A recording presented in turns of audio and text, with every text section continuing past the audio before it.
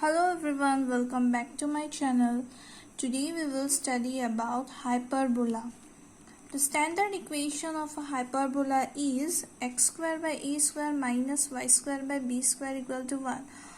Earlier we did ellipse. In ellipse it was plus in between x square by a square plus y square by b square equal to 1, but in hyperbola we have to give minus sign. So center is 0, 0. See this figure.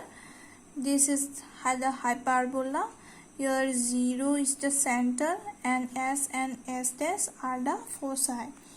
Now let us come to its eccentricity is given by e square equal to 1 plus b square by a square, or we can also find eccentricity using this relation b square equal to a square into e square minus 1. Now here the x-axis, this is the x-axis, this axis is your transverse axis and the length of this transverse axis is twice a. See here I have written here transverse axis is along x-axis and its length is twice a, and along the y-axis we have conjugate axis. The y-axis, along y-axis we have conjugate axis and its length, the length of the conjugate axis which is along the y-axis is twice b. Now focus here S. For S the coordinate will be AE, 0, and for S dash it will be minus of AE, 0. So together we can see foci plus minus AE, 0 will be the coordinate. Now the directrices are x equal to plus minus AE. Directrix, we will have the directrix here. See this one ZN will be the directrix along the focus S, and here we can draw another directrix. Suppose Z dash and dash, it will be along the focus S dash. This Zn and Z dash and dash are the directrices and its equations are x equal to plus minus AE. Remember the equation of the directrix will be x equal to plus minus AE. That means from 0 to Z it will be AE. Okay. Now the length of the lattice rectum will be 2b square by a. For ellipse also it was lattice rectum was 2b square by a. If we are given suppose semi-lattice rectum, then its length will be only b square by a. Remember that one. No need to write the 2 for semi-lattice rectum. Now the equation of the tangent at point x1 y1 to the hyperbola, this one is x1 by a square minus y1 by b square equal to 1. For ellipse also the equation of the tangent was same, but in that case for ellipse it was plus, but for hyperbola since in the standard form we have minus sign, so our equation, tangent equation will also be in negative sign. Now the equation of the normal to the hyperbola, same hyperbola at x1 y1 is a square x minus x1 by x1 plus b square y minus y1 by y1 equal to 0. The line y equal to mx plus c will be a tangent to the hyperbola when if c square is equal to a square m square minus b square, or if c is equal to plus minus root over a square m square plus b square, then what we can say? We can say that this line, straight line, this is a straight line, it will be a tangent to the hyperbola, okay? And the point of contact will be minus a square m by c minus b square by c. Next, equation of chord of contact of tangent drawn from the point x1 y1. Here equation of chord of contact, equation of polar and equation of tangent for hyperbola are all same. Remember this one. Here we have equation of chord of contact of tangent from the point, this one is this one, x1 by a square minus y1 by b square equal to 1. And for polar also the equation is same, x1 by a square minus y1 by b square equal to 1. Okay, and the tangent equation was also same, x1 by a square minus y1 by b square equal to 1. Next equation is your chord whose middle point is this one. That means if we need to find the equation of a chord and we are given a middle point, then the equation will be t equal to s1, where our t is your tangent and s1 is the equation of the hyperbola at the point x1 y1, or we can also write as x1 by a square minus y1 by b square equal to x1 square by a square minus y1 square by b square. Okay, remember this equation. Next, equation of pair of tangent. Remember, pair of tangent and tangent are two different equations. Don't mix up both the equations. Equation of tangent was x1 square by a square minus y1 square by b square equal to 1. Now we are given pair of tangents. That means two tangents. Equation of two tangents from the point x1 y1 to the hyperbola. Equation is s1 equal to t square. Here s will be the equation of the hyperbola. See here, x square by a square minus y square by b square minus 1. This was the equation of the hyperbola, and s1 will be in place of this equation, same equation in place of this one x and y, we will write x1 y1, and our t here, t means the tangent. This was the equation of the tangent, and give the square. That will be your equation of two tangents or pair of tangents.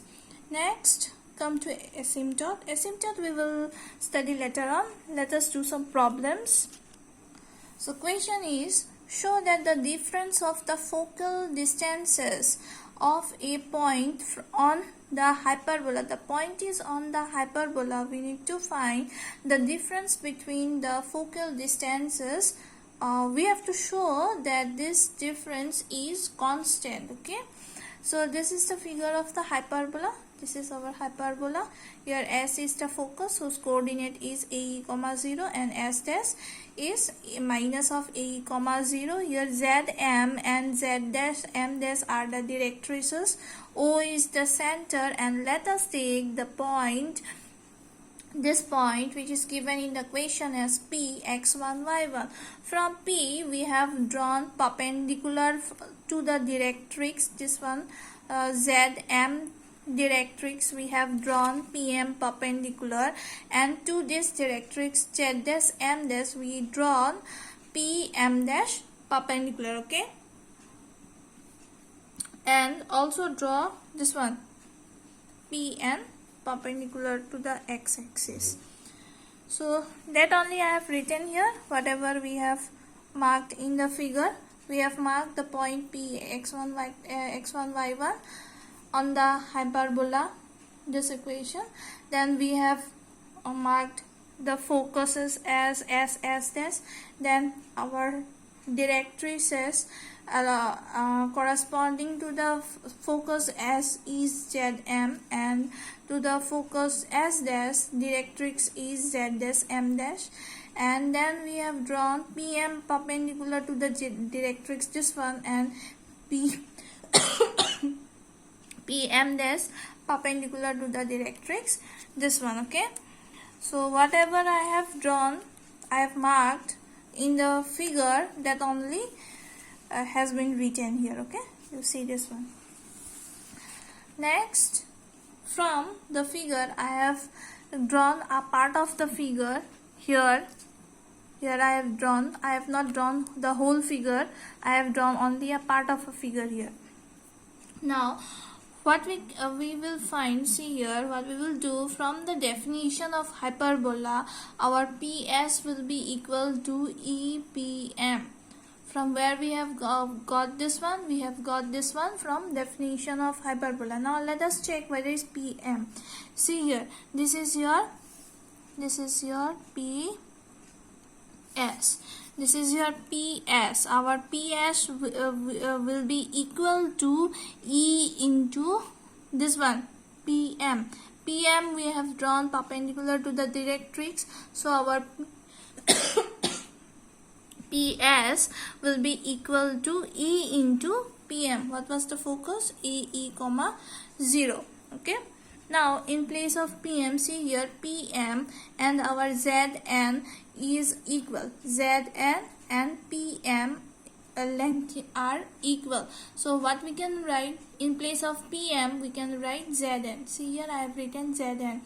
And also see here, if you take O to N sorry, if you take suppose we got Zn. Okay, we got Zn. Now from O to N, from this ON, if you subtract OZ, what we will get? We will obviously get our Zn.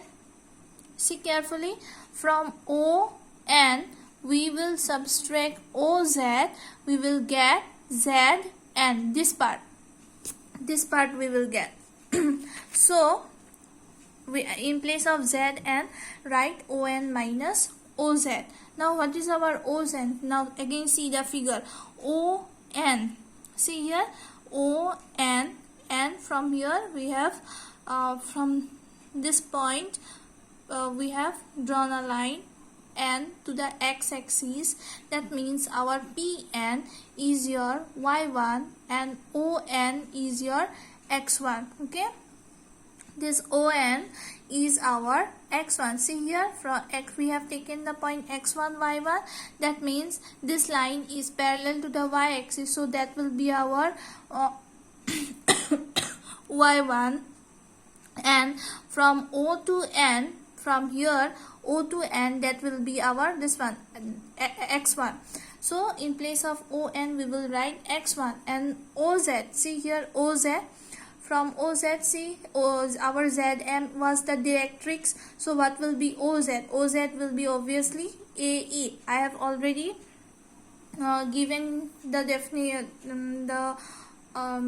what equation of directrix. Equation of directrix was x equal to A upon E. So our OZ, this part, x means what? OZ, obviously that means the x-axis.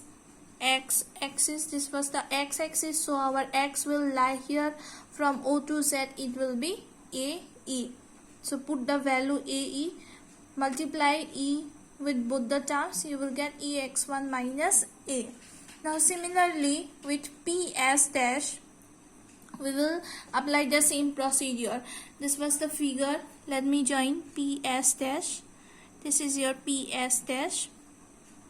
In place of PS dash, what we can write? We can write E into, this was the perpendicular up to the directrix, so we can write E into PM dash. And what is PM dash? See here, PM dash is equal to E dash Z dash N. This point is Z dash and this point is M dash. This point is P and this point is A. So PM dash will be equal to A dash N. So in place of that, not A dash N, A dash is this point, Z dash N. This is Z dash N equal to Z dash N. So in place of PM dash, we can write Z dash N. Now let us see what will how we will get Z dash N. If you add these two parts, Z from Z dash to O and then O to N, if you add these two parts, you will get Z dash. So in place of this one Z dash N, we can write Z dash O plus On. I have written here Z dash O plus On, and On I have already explained, On is x1. So put the value. And what is OZ? OZ again, Z dash M dash is the directrix, so obviously from center to Z dash it will be A by E. This part will be A by E. So put here A by E, remove the bracket, apply commutative law, not commutative law, what was the law? I forgot the name of the law. Okay, it was distributive law. The law was distributive law. We have to distribute E to both the terms. So from here we got our PS dash value. Now what we need to find? We need to find the difference between the focal distances. What was the focal distances? Focal distances means that this one PS and PS dash, these were the focal distances from the point P. Here let me join. PS and PS dash are the focal distances from the point P. So let me subtract this one. We will get the difference. So subtract the two value. PS dash is this one and PS we found this one. So minus, it will be minus of EX1 minus minus plus.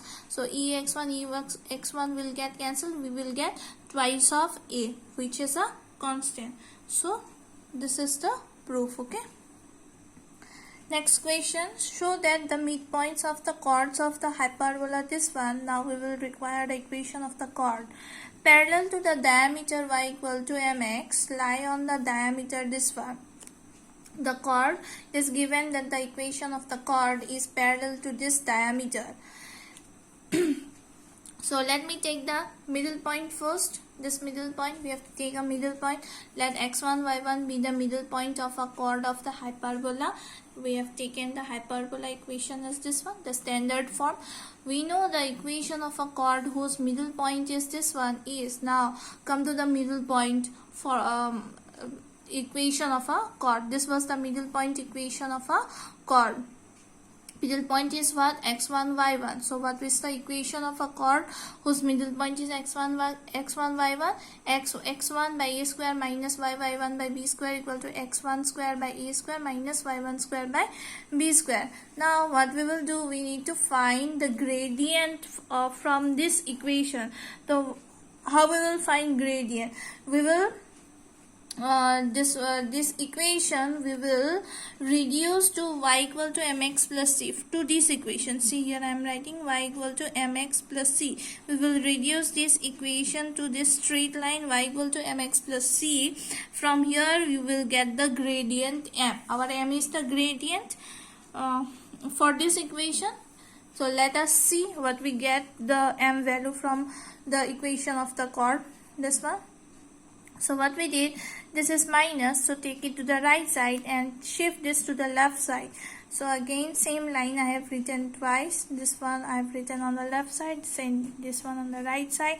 Now we need y alone. See here in the equation y is alone, so we need y alone. We have to shift y1 by b square to the right side. Shift it, you will get this line. From here, see with x what we got x1 by y1 b square by a square and this one minus x1 square by y1 into b square by a square plus y1. You will let it be whatever we got. We don't need this part. We just require our m. So concentrate on the m. What we got in place of this m? We got this part. So comparing with y equal to m1x plus c. Why I have written m1? Because in the equation we are given y equal to mx is the diameter. So we are already given m. So here we have to take m1. Okay. Don't write m again or both the gradients will become equal. So here you have to write m1. So after writing we get the gradient m1 to be with x. We have x1 by y1 into b square by a square. That will be the gradient of the equation of the chord. Now let us write whatever is given.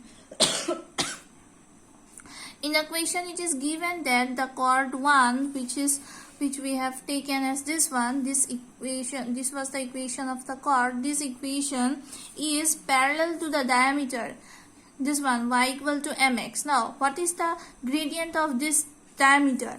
Gradient of this diameter is m, this one given m. So what we will do, since it is given parallel, what was the condition for parallel? Condition for parallel was both the gradient of a line should be equal. So here we already have the gradient m1, and from here we will get gradient m. So we have to make that equal. Why? Because it is given parallel. That is the condition of parallelity.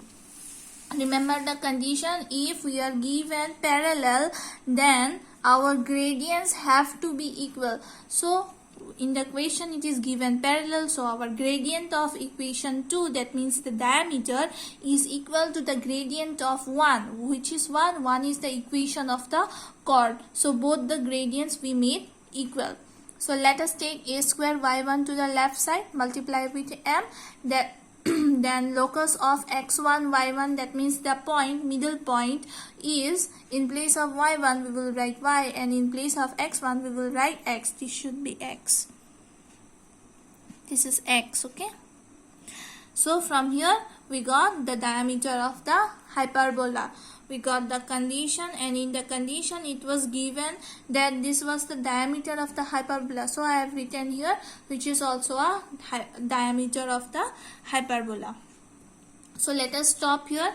Asymptote we will do in the I will make a separate video for asymptote, and we have some more topics to be discussed. That's all for today. Thank you.